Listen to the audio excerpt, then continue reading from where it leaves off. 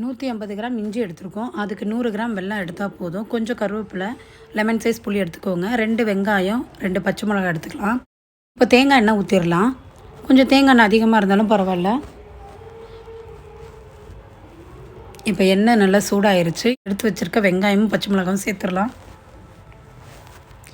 வெங்காயத்தை நல்லா வதக்கிக்கோங்க. ஓரளவுக்கு வெங்காயம் வதங்கினாலே போதும்.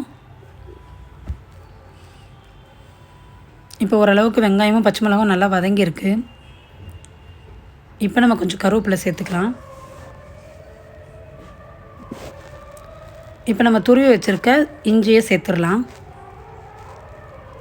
இஞ்சியும் நல்லா வதக்கிக்கோங்க. இஞ்சி நல்லா ப்ரௌன் கலரில் ஆகணும். நல்லா வதங்கி அது ப்ரௌன் கலரில் மாறி அதுக்கப்புறம் எண்ணெயெல்லாம் நல்லா பிரிஞ்சு வரணும். அந்தளவுக்கு நல்லா வதக்கிக்கோங்க. இப்போ பார்த்தீங்கன்னா நல்லா எண்ணெயெல்லாம் நல்லா பிரிஞ்சு வந்திருக்கு. இந்த ஸ்டேஜில் நான் மஞ்சத்தூள் ஒரு 1/4 ஸ்பூன் போடுறேன்.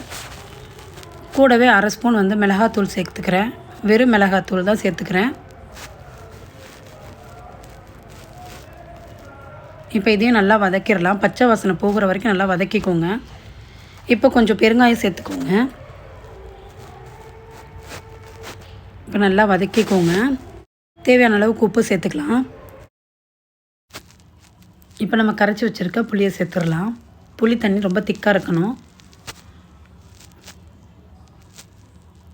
கொஞ்சம் கருவேப்பிலை சேர்த்துடலாம். இப்போ இதை நல்லா மிக்ஸ் பண்ணிக்கோங்க. இப்போ நம்ம பிடிச்சி வச்சுருக்க வெல்லத்தையும் சேர்த்துடலாம். இப்போ நாம் சேர்த்த வெல்லம் நல்லா கரைஞ்சிருச்சு. இஞ்சி புளி பேஸ்ட்டு ரொம்ப நல்லா திக்காயிருச்சு.